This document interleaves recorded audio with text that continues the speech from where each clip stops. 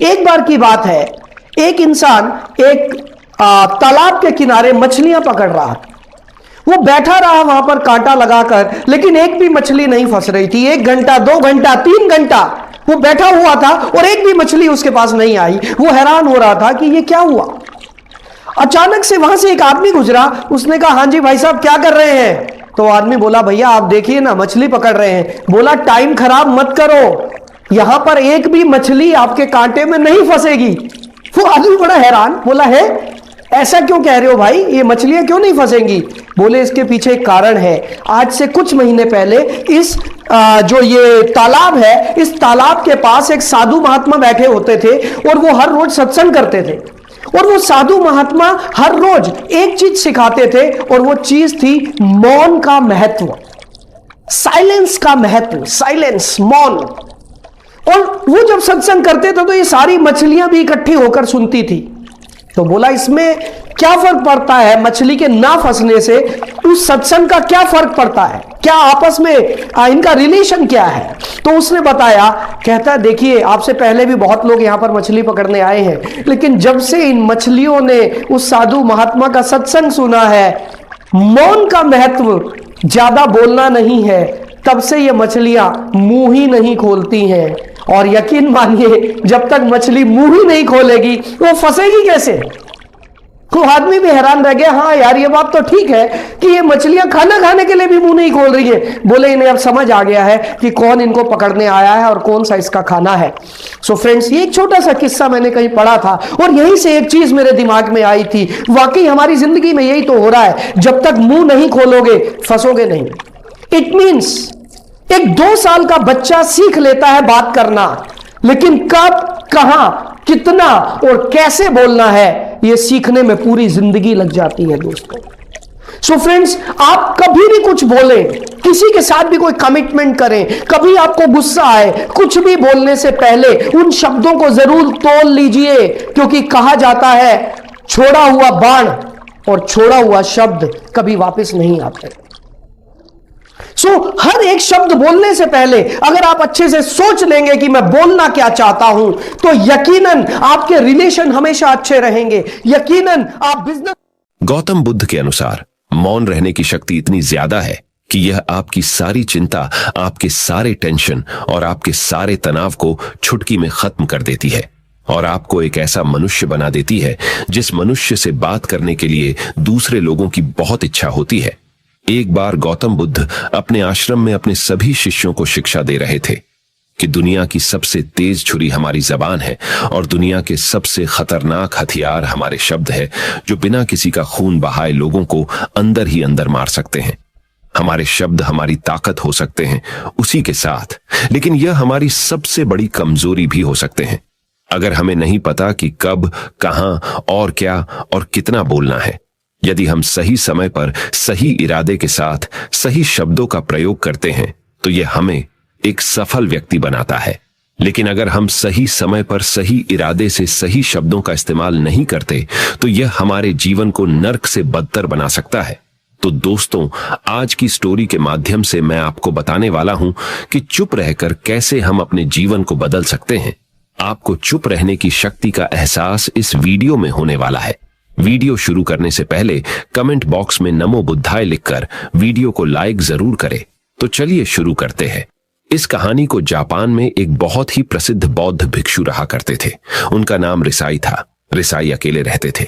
दुनिया के शोर शराबे से दूर जंगल में वो रहते थे और वह बड़े ही ध्यानी और प्रभु भक्त व्यक्ति थे, इसलिए वह पूरे जापान में बहुत अधिक प्रसिद्ध थे। एक दिन एक राजकुमार रिसाई के पास आया और बोला, हे प्रिय भिक्षु, मैं हमेशा थका हुआ, निराश और परेशान महसूस करता हूं। मेरा मन बहुत अशांत रहता है। हालांकि मेरे पास सब कुछ है, दौलत, शोहरत, सुख सुविधाएं, जो हर व्यक्ति चाहता है या पाने की इच्छा करता है, लेकिन फिर भी मेरे अंदर इतनी अशांति और चिंता क्यों है? रिसाई ने उसकी बात बहुत ही ध्यानपूर्वक सुनी और कुछ सोचने के बाद कहा, तुम इस प्रश्न का उत्तर जानते हो, बस तुमने कभी इस प्रश्न को हल करने की कोशिश नहीं की है। रिसाई ने आगे कहा, मैं एक रिसर्च करना चाहता हूं, क्या तुम मेरा साथ उसमें दोगे? इस रिसर्च के बाद तुम्हारे जीवन में किसी भी तरह की अशांति और चिंता नहीं रहेगी। ये बातें सुनकर राजकुमार बहुत हैरान था। उसने रिसाई से कहा, बताइए मुझे क्या करना होगा? अपने मन की शांति के लिए मैं कुछ भी करने को तैयार हूं।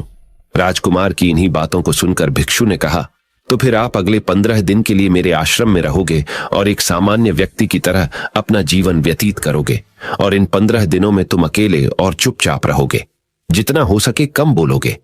राजकुमार उस भिक्षु की बातें सुनकर सहमत हो गया। पहले दिन राजकुमार को लगा कि उसका मन सामान्य से अधिक अशांत और विचलित है। उसके मन में तरह तरह के विचार आ रहे हैं थे और वह आम लोगों की तरह जीवन जीने में असहज महसूस कर रहा है। उसे अंदर से बोलने की इच्छा हो रही थी, लेकिन वह चुपचाप रहा। उसके मुंह से एक भी शब्द नहीं निकला, बस वह चुपचाप बैठा रहता। लेकिन रात होते होते उसे अंदर ही अंदर शांति का अनुभव होने लगा। उसके लिए यह अनुभव अजीब था। वह खुद से पूछ रहा था कि वह अंदर ही अंदर इतना खुश क्यों है और उसकी आंतरिक बेचैनी और चिंता कम क्यों होने लगी है। अगले दिन राजकुमार अकेला चुपचाप बैठा रहा और वह प्रकृति को निहार रहा। वह पौधों को, फूलों को, आकाश में उड़ रहे पक्षियों को, वह अपने जीवन में पहली बार यह अद्भुत दृश्य महसूस कर रहा था कि उसके पास कितनी सुंदरता है। वह दिन भर प्रकृति की सुंदरता को निहारता रहता और उसकी ताजगी को महसूस करता रहता। इसी तरह से 10 दिन बीत गए और उसके मन की सारी बेचैनी, सारी हलचल, सारी उथल पुथल और सारा तनाव गायब हो गया। 11वें दिन की सुबह राजकुमार फिर से एकांत में बैठ गया और कुछ ही मिनटों में उसकी आंखें अपने आप बंद हो गईं और वह गहरे ध्यान में चला गया। वह पूरे दिन वहीं पर आंखें बंद करके बैठा रहा और गहरे ध्यान में डूबा रहा। ना कोई शब्द, ना कोई चिंता। राजकुमार भीतर से असीम शांति और आनंद से भर गया। राजकुमार अपने बाकी के 4 दिन इसी तरह गहरे ध्यान में व्यतीत करने के बाद 15 दिन बाद रिसाई के सामने प्रस्तुत हुआ और रिसाई को प्रणाम करके बोला, प्रिय भिक्षु, मुझे उत्तर मिल गया कि मेरे मन में इतनी उथल पुथल और चिंता क्यों थी। मैं जान गया कि मेरा मन इतना अशांत और विचलित क्यों था। रिसाई मुस्कुराते हुए पूछा, बताओ क्या उत्तर मिला तुम्हें? राजकुमार ने कहा, मैं आवश्यकता से अधिक बातें करता था। मैं किसी पर भी अपने शब्द और ऊर्जा व्यर्थ करता था। मैं दिन भर अपने लोगों से फालतू की बातें करता रहता और फिर उन्हीं के बारे में अकेले में सोचता रहता और ज्यादातर समय नकारात्मक ही सोचता रहता। इस तरह मैं बस अपना समय बर्बाद कर रहा था। ज्यादा बोलने और नकारात्मक सोचने की वजह से मेरा मन अशांत और बेचैन हो गया था और इसी वजह से मैं किसी भी काम को ठीक से नहीं कर पा रहा था, जिसकी वजह से मैं हर काम में असफल होने लगा और फिर इन्हीं लगातार मिलने वाली असफलताओं की वजह से ही मैं और भी उदास और चिड़चिड़ा हो गया। इन्हीं सभी चीजों की वजह से मेरा जीवन नष्ट हो रहा था। लेकिन यहां पर बिताए हुए 15 दिन मेरे लिए पूरी तरह से अलग थे। मुझे कुछ अलग ही एहसास यहां पर हो रहा था। अब मुझे ऐसा लग रहा है मैं अपना जीवन पूरी तरह से जी रहा हूं, लेकिन इससे पहले मैं अपना जीवन गलत तरीके से जी रहा था। और मैंने यह भी सीखा कि हमें सिर्फ ध्यान करने की जरूरत नहीं है। ध्यान अपने आप होता है जब हम शांत और मौन होते हैं। ध्यान के पिछले कुछ दिनों के दौरान मैंने जो पहली चीज सीखी वह यह है कि मनुष्य के जीवन की सबसे महत्वपूर्ण चीज स्वयं को जानना ही है। यह सुनकर रिसाई ने कहा, सिर्फ तुम ही नहीं, दुनिया में ज्यादातर लोग जरूरत से ज्यादा बोलते हैं। आज भी लोग ज्यादातर समय केवल एक दूसरे को नीचा दिखाने के लिए ही बोलते हैं। कुछ लोग ना चाहते हुए भी बातें करते हैं और अपना जीवन बर्बाद कर लेते हैं। रिसाई ने राजकुमार को चुप रहने का महत्व समझाते हुए कहा, एक बार गौतम बुद्ध से उनके शिष्यों ने पूछा, प्रिय बुद्ध, आप ज्यादातर समय चुप क्यों रहते हैं? बुद्ध ने कहा, क्योंकि चुप रहने से व्यक्ति अंदर से अनंत शांति की गहराइयों में होता है। मौन अपने भीतर उतरने की पहली सीढ़ी है। मौन के बिना स्वयं को जानना असंभव है।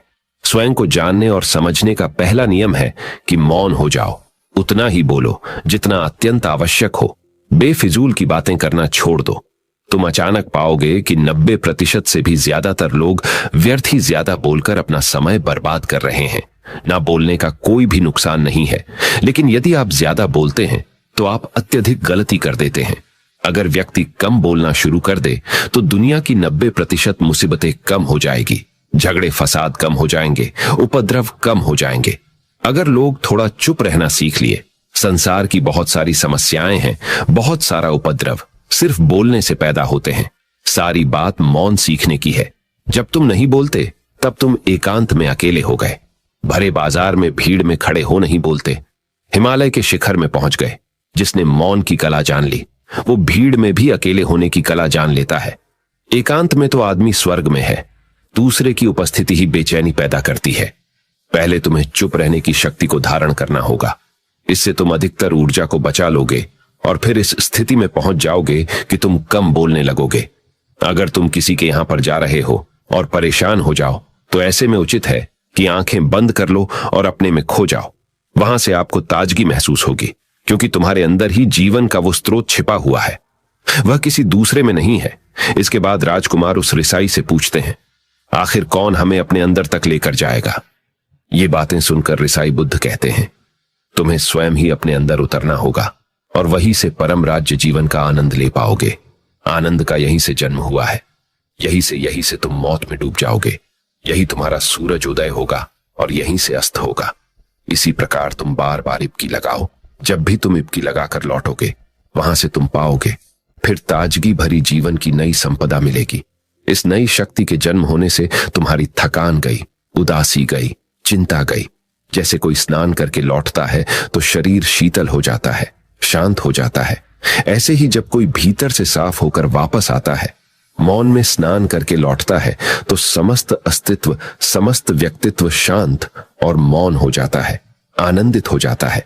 जब तुम आंतरिक मौन की उस पराकाष्ठा पर पहुंच जाओगे, तब तुम पाओगे कि बोलने से भी तुम्हारा मौन खंडित नहीं होता, वो बना ही रहता है।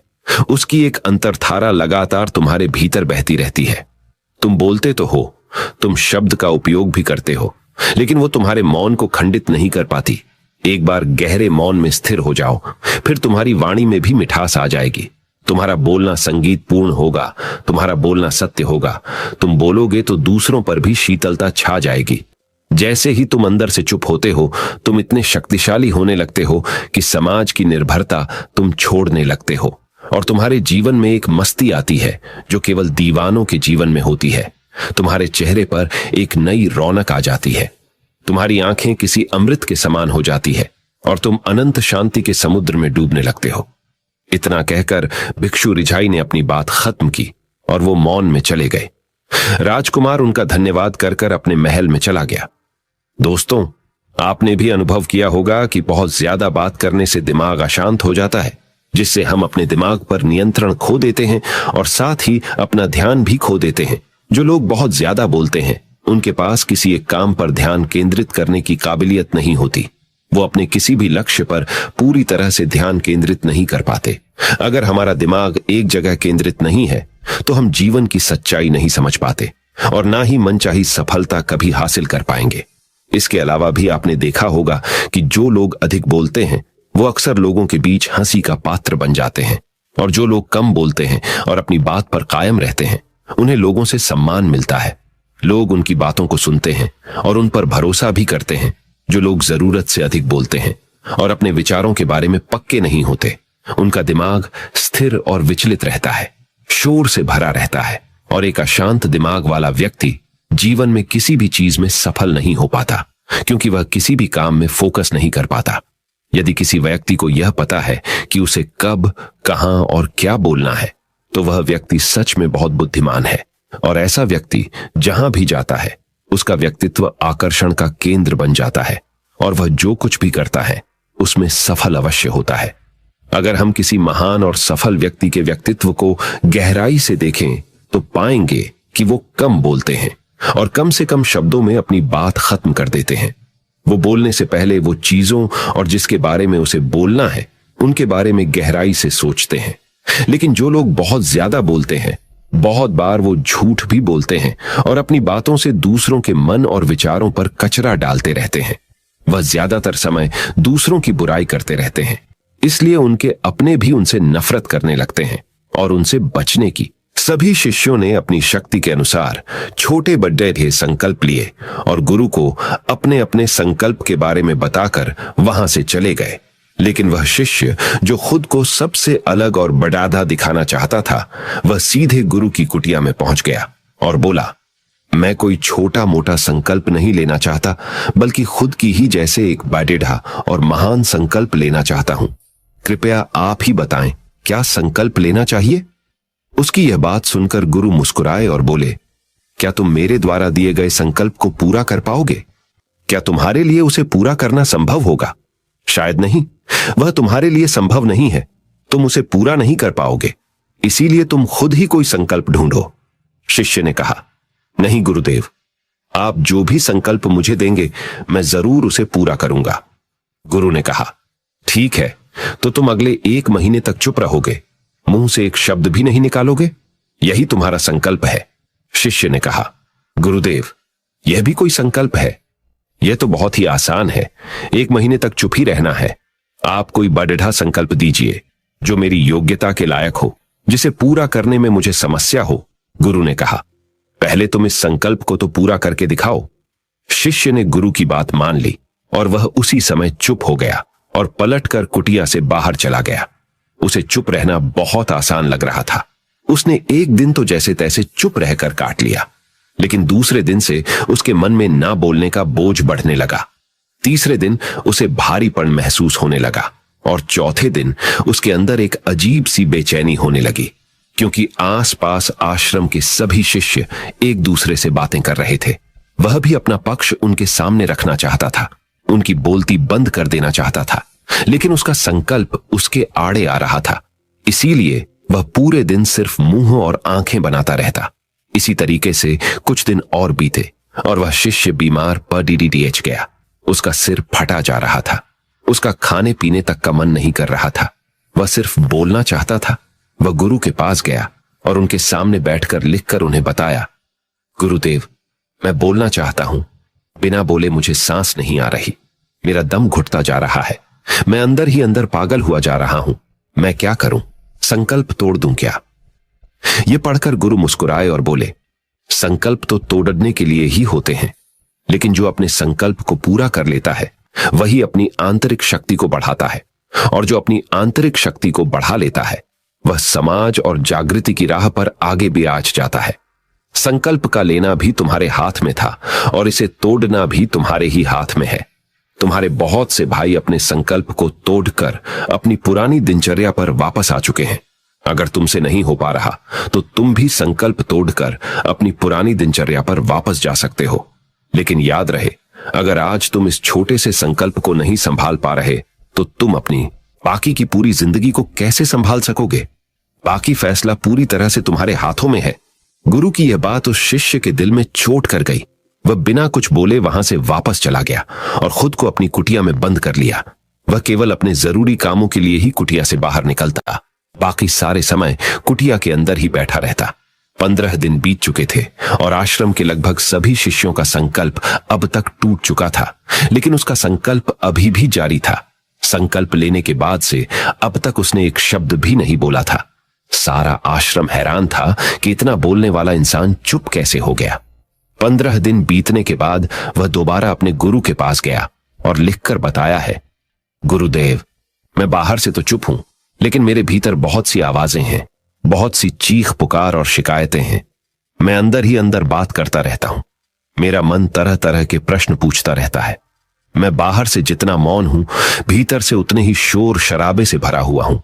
क्या इस तरह से मेरा संकल्प अभी भी जारी है? गुरु ने कहा, हां, तुम्हारा संकल्प अभी भी जारी है, लेकिन जब तक लोगों की यह आवाजें तुम्हारे कानों में पेड़ी देती रहेंगी, तुम्हारा मन बोलता रहेगा, क्योंकि इसे तो आदत है बोलने की। तुम भले ही बाहर से चुप रहो, लेकिन तुम अंदर ही अंदर बोलते रहोगे। तुम्हें इन बातों से, इन आवाजों से दूर जाना पड़ी ढेगा।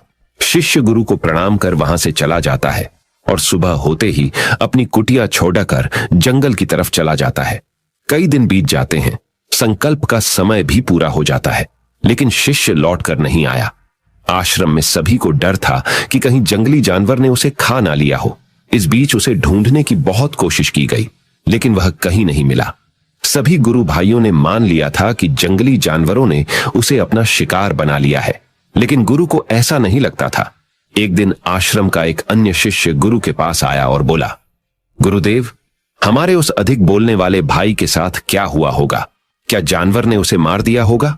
गुरु ने कहा, हो सकता है कि जानवरों ने उसे अपना शिकार बना लिया हो, लेकिन उसके न लौटने की एक दूसरी वजह भी हो सकती है।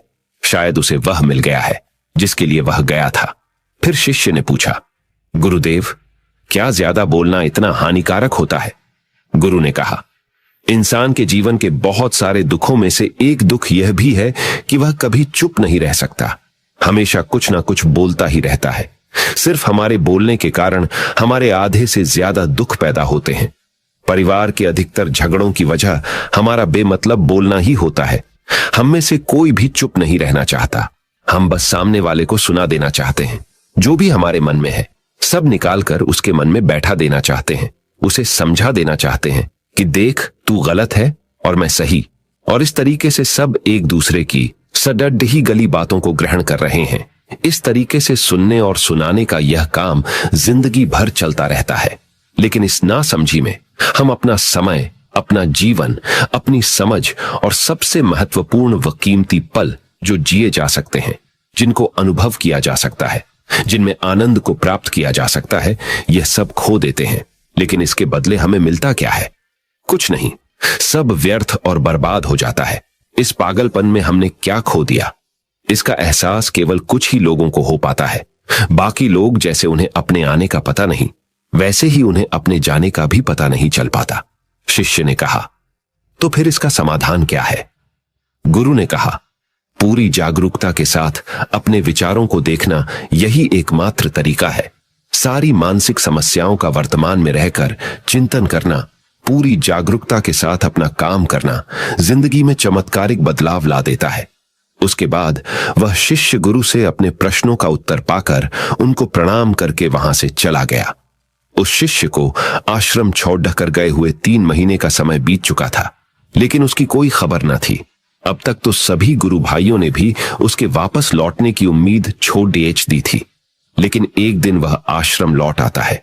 उसे देखकर सभी के आश्चर्य और खुशी का ठिकाना न रहा। लेकिन अब वह नहीं था जो यहां से गया था। वह कुछ और ही बनकर वापस आया था। उसके अंदर एक गजब का बदलाव महसूस किया जा सकता था। उसके चेहरे पर एक गजब का ठहराव और आंखों में बनी शांति थी। आश्रम में आते ही सभी गुरु भाइयों ने उसे चारों तरफ से घेर लिया और बातें करने लग गए। वह भी अपने गुरु भाइयों से बातें करने लगा। उससे बात करने वाले सभी ने यह अनुभव किया कि अब वह पहले जैसा उतावला और बातूनी नहीं रह गया था। उसके मुंह से एक एक शब्द बहुत ही सुलझे हुए और मधुरता के साथ निकल रहे थे। थोड़ी देर तक गुरु भाइयों से बात करने के बाद वह सीधा गुरु की तरफ चला गया। उसने गुरु के चरण छुए और कहा, गुरुदेव, क्या मैं अब भी मौन हूं? क्या अब भी मेरा संकल्प जारी है? गुरु ने कुछ देर तक शिष्य की आंखों में बड्ढे ध्यान से देखा और कहा, हां, तुम अब भी मौन हो। तुम्हारे मुंह से एक भी शब्द निकल नहीं रहा और तुम्हारा संकल्प अभी भी जारी है। शिष्य ने कहा, गुरुदेव, जब मैं आश्रम से गया तो मैं मुंह से तो चुप था, लेकिन मेरे अंदर बहुत सी आवाजें थीं। मन में बहुत से प्रश्न थे और वह बंद नहीं हो रहे थे। तो मैं जंगल में चला गया, इस उम्मीद से कि वहां मुझे शांति मिलेगी और मेरे मन की बकबक कम हो जाएगी। लेकिन मैं जितना एकांत में जाता गया, मेरे अंदर की आवाज उतनी ही तेज होती गई। मेरे भीतर की पुरानी से पुरानी आवाज मुझे सुनाई देने लगी। तब जाकर मैंने महसूस किया कि मैं कितना गलत कर रहा था। जब मैं अपने परिवार वालों, दोस्तों को और गुरु भाइयों को बुरा भला कहता था तो उस समय मुझे लगता था कि मैं सही कह रहा हूं। जब मैं गुरु भाइयों की एक दूसरे से चुगली करता था और उनका मजाक बनाता, तब भी मुझे यही लगता था कि मैं उनसे बेहतर हूं और मैं सही कर रहा हूं।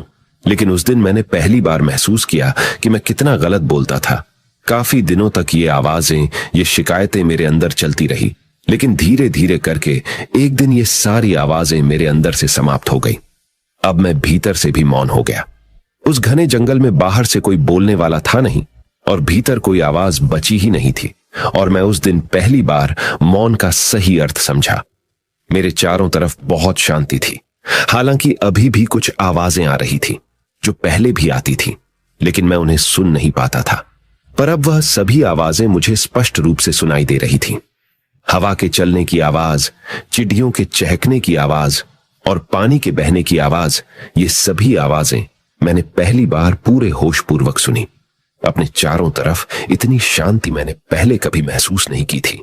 तो इस शांति को भंग करने के लिए मैंने पहली बार अपने मुंह से कोई शब्द निकाला। मैं चिल्लाया, हे ईश्वर, ये कैसी शांति है? सभी कुछ इतना शांत क्यों है? ऐसा क्या हो गया? लेकिन मेरे चिल्लाने के बाद भी शांति भंग नहीं हुई। सब कुछ पहले जितना ही शांत था, बाहर भी और भीतर भी। हे गुरुदेव, मैंने अपने गुरु भाइयों से बात की, मैंने आपसे बात की, मैं बोल रहा हूं, मैं चल रहा हूं, मैं सब कुछ देख रहा हूं, लेकिन मैं अपने भीतर एकदम एकांत में हूं, मौन में हूं, भीड़ डेच में होता हूं, तब भी भीतर से अकेला एकांत में होता हूं। जब मैं खुद में भी शोर करना चाहता हूं, तब भी एकांत में ही होता हूं।